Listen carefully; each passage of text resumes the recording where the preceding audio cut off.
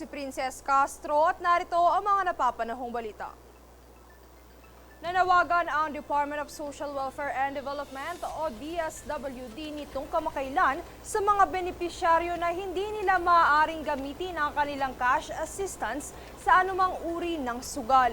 Ang sinumang individual na hindi ginagamit ang responsable ang tulong at mahuling ginagamit ito bilang pangtaya o puhunan sa sugal ay maaaring tanggalin sa nasabing programa ng ahensya. Bukod dito ay maaari ding ma-disqualify sa pagtanggap ng iba pang tulong o programa ng ahensya sa hinaharap.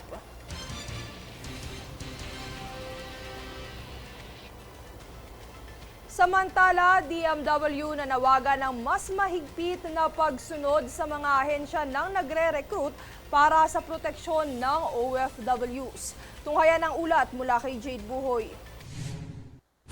Nananawagan si Department of Migrant Workers Secretary Hans Leo Kakdak sa mga lokal at dayuhang recruitment agencies na mahigpit na sumunod sa mga alituntunin ng Department of Migrant Workers o DMW upang matiyak ang patas at etikal na proseso ng pagre-recruit ng overseas Filipino workers o OFW. Dito ay giniit ni Kakdak ang mas maigting na pagpapatupad ng mga regulasyon kasabay ng unang regular congress ng Pinay Care Workers Transnational na ginanap noong August 19.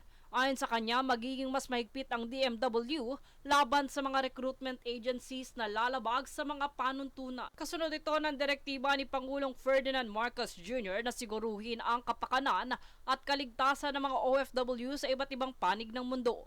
Kabilang sa mga naitalang paglabag ay ang mga pagkukumpiska ng pasaporte at cellphone ng mga manggagawa, pati na ang pagbibigay ng hindi maayos na tirahan. Binigyan din ng kalihim ang pangangailangan ng mas matatag na proteksyon para sa mga Filipinong domestic workers sa Hong Kong laban sa mga mapagsamantalang loan scheme at loan sharks. Tiniyak niyang nakikipagtulungan ang DMW sa mga international na katuwang upang magsampa ng legal na kaso laban sa mga lumalabag. Kasabay nito ay pinahayag ni Kakdak na patuloy ang kampanya ng DMW para sa financial literacy at edukasyon ng mga manggagawa upang maprotektahan sila laban sa mga ganitong uri ng pang-aabuso. Dito ay pinakita din ng kalihim ang mga reintegration program ng DMW para sa mga umuuwing OFW.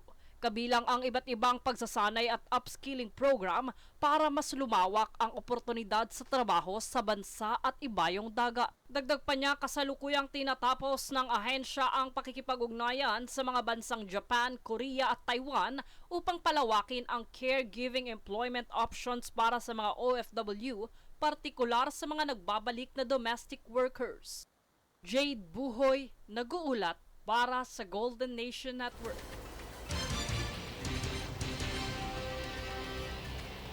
Mariin namang kinondena ng Department of Tourism o DOT ang naganap na insidente ng pamamaril sa Maynila nitong Biyernes na kumitil sa buhay ng dalawang Japanese nationals.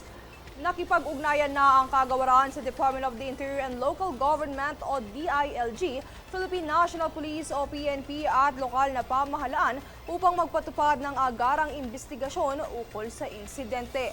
Suportado rin ng DOT ang lahat ng kinakailangang aksyon upang maprotektahan ang mga buhay, mapanatili ang maayos na reputasyon ng bansa at matiyak na mapagkakatiwalaan ang Pilipinas bilang destinasyon ng mga turista.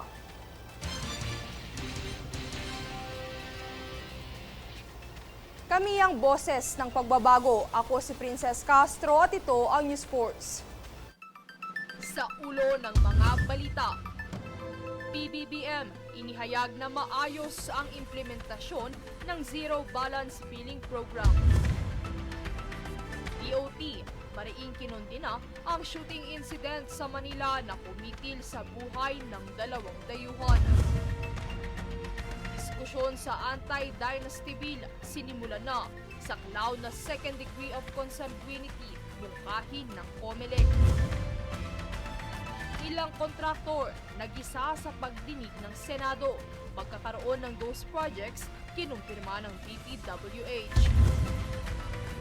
AFP at Australia nagsagawa ng joint naval exercises sa Mindoro. US at NATO pinag-usapan ng security guarantees para sa Ukraine. Patas at pantay na balita, komprehensibong ulat para sa pulso ng masa. Ito ang News Pulse.